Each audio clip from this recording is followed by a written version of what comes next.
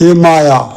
कहे कबीर सुनो भाई साधु, ये सब अकथ कहानी।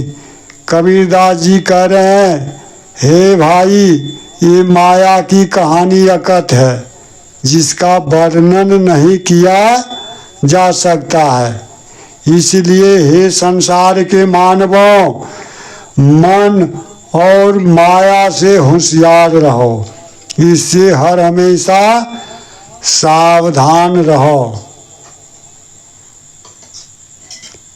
इससे हर हमेशा सावधान रहो। पहले भजन में हम बता चुके हैं, जब ये जल ही जल जब भर जाता है मैदान में, तो मक्खियाँ जो है वृक्ष पर जा बैठती है और वहीं वाणी करने लगती है। ठीक उसी प्रकार जब भक्ति रूपी आत्मरस हमारे हृदय में भर जाती है, तो हमारी मनोविकार जो है संसार धरातल से उड़कर आत्मस्वरूप रूपी चेतन के ऊंचे पेड़ की चोटी पर जा बैठती है और शुद्ध होकर वहीं से आत्मज्ञान की बातें बताने लगती है संसार को, आत्मकल्याण की, गुरु बन के। अर्थात विषयाकार वृत्ति जो है स्वरूपकार हो जाती है।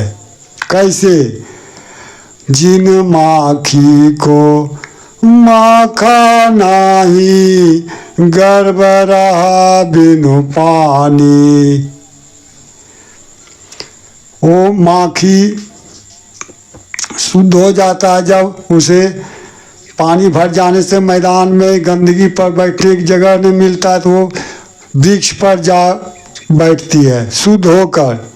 ठीक उसी प्रकार हमारी जो मनोवृत्ति है संसार धरातल से उड़कर भक्ति का जो आत्मरस हमारे शरीर के अंदर भर जाती है हृदय में, तो ये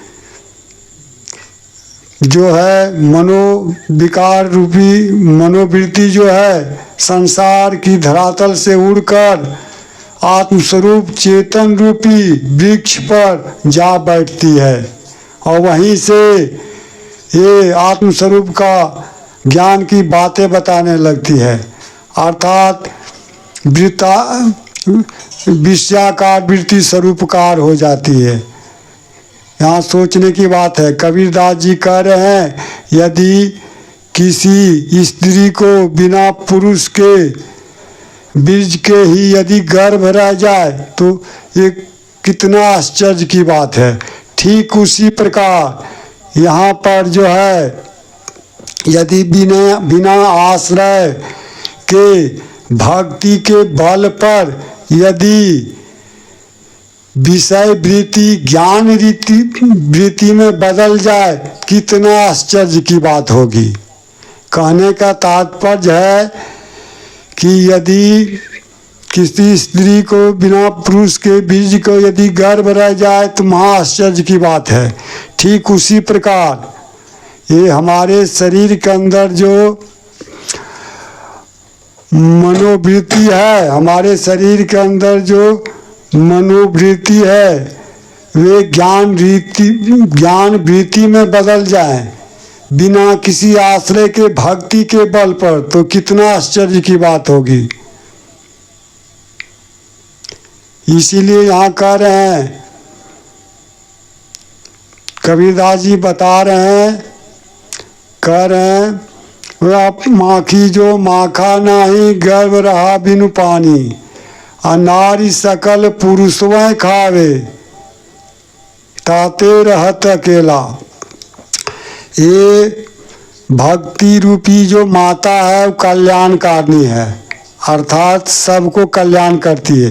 लेकिन माया एक ऐसी स्त्री है जो सबको भ्रमित कर रही है, अर्थात जितने भी संसार के चेतन मनुष्य हैं उसको पद भ्रष्ट कर देती है और कर रही है।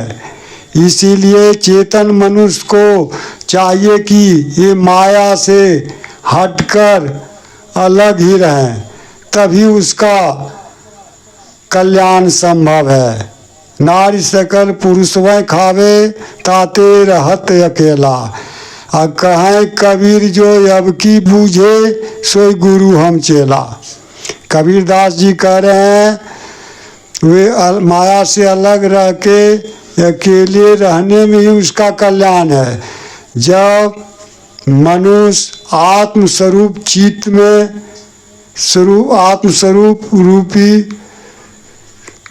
आत्मस्वरूप में स्थिर हो जाता है तो वह स्वयं गुरु है, महान है। और वैसे पुरुष का मैं दास बनने के लिए तैयार हूँ। कबीरदास स्वयं कह रहे हैं वैसे जो आत्मस्वरूप पुरुष है जानने वाले, उसका मैं सेवक अर्थात दास बनने के लिए तैयार हूँ। हरिओम तत्सत। अगले दिन भी मैं बहुत ज्ञान से संबंधित कबीर बीजक से बताऊंगा। और मैं अपनी वाणी को विराम देता हूँ।